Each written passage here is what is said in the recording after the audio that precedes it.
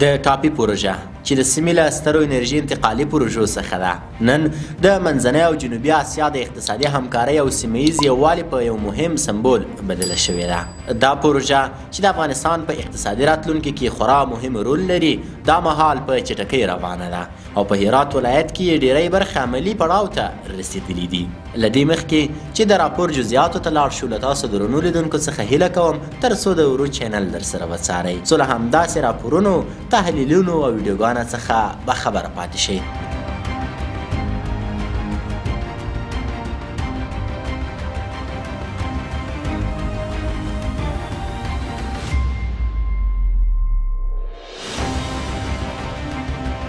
په وروستیو ورځو کې د افغانستان د اسلامي امارت یو لوړپوړي پلاوي د ملا عبدالغني برادر د ریاست الوزرا اقتصادي مرستیال په مشرۍ او د ترکمنستان د ملي مشر قربان قلی بریدي محمدوف په ملتیا د افغانستان او ترکمنستان په پوله د ټاپي د پروژې د عملي کار له بهیر څخه لیدنه وکړه. د دواړو مشرانو حضور د دې پروژې ستراتیژیک اهمیت او د دواړو هیوادونو ګډ تعهد څرګندوي. د کانون او پټرولیم وزارت د معلوماتو له مخې تر دې دمه 140 کیلومتره پایپ لاین په بشپړ ډول د افغانستان په خاوره کې ایښودل شوی دی. نږدې 70 تر 100 کیلومتره پورې مسیر هموار سروې او د لوله کېښودنې لپاره چمتو شوی دی. د پام وړ اندازه نوی پایپلاین له ترکمنستان څخه افغانستان ته وارد شوی دی او د کار سیمو ته لیږدول شوی دی. انجینري کمپونه، کاري کمپونه، معیاري سړکونه او پرمختللي تخنیکي ساحې په مسیر کې جوړې شوي دي. د ترکمنستان ملي مشر ټینګار کړی دی چې هیواد به یې دا پروژه په ټاکلي وخت بشپړه کړي او د دې پروژې په تکمیل سره به افغانستان هر کال نږدې $1 میلیارډ عاید ترلاسه کړي. نوموړي د کابل او اشقاباد اقتصادي اړیکې پیاوړي او د پراختیا په حال کې بللي دي. ملا عبدالغني برادر ویلي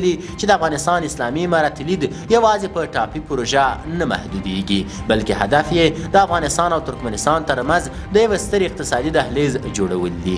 داسې دهلیز چې پکې یادې پروژې شاملې دي د تاپ 1500 برقي پروژه، د ریل پټلۍ او لویو لارو جوړول، لوجستیکي مرکزونه او سترې صنعتي او ترانزیتي پروژې. نوموړي ټینګار وکړ چې اسلامي امارت به د مسیر بشپړ امنیت او دوام تضمین وکړي.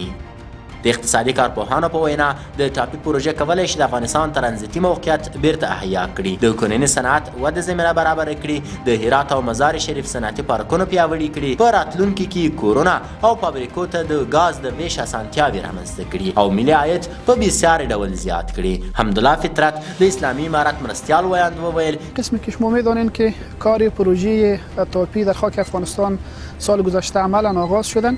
و تا کنون حدوداً 13 کیلومتر پایپلاین تمدید یافته و تقریبا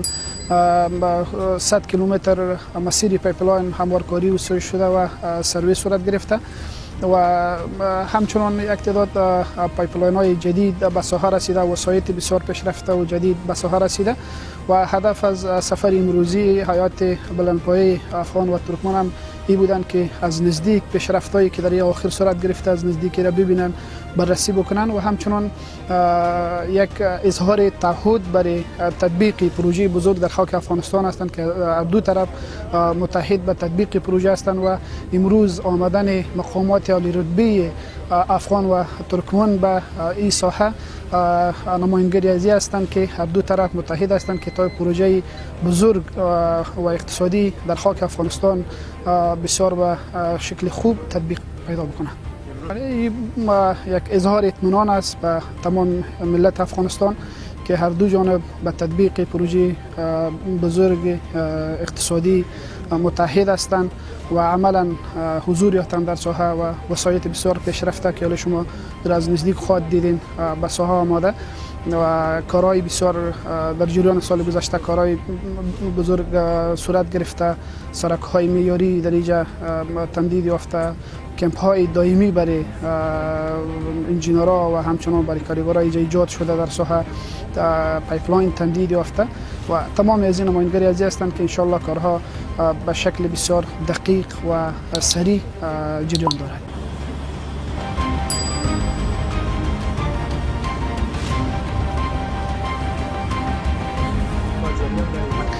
قرار است که بخش هرات که تقریبا 153 کیلومتر است تا سال 2026 تکمیل شود و در این جریان ما تلاش داریم که در شهر مزار شریف شبکه توزیع گاز تمدید بتیم و همچنان بتانیم وقتی که به شهر هرات میرسه پارکای صنعتی ما همچنان خانه ها شهر تمام مردم از این مستفید شود. خوب کارهای تکنیکی پروژه را تا حد زیاد نیروی ترکمنی پیش میبرند و تلاش مایی هستند که نیروی و انجینرهای افغان در این مورد ظرفیت از اونا کار شوند و در آینده ها خودمان بتانیم انجینرهای افغان بتانند که پروژه را پیش ببرند و تاکید ما بر این هستند که برای افغان ها فرصت های کاری بیشتر در این داده شود.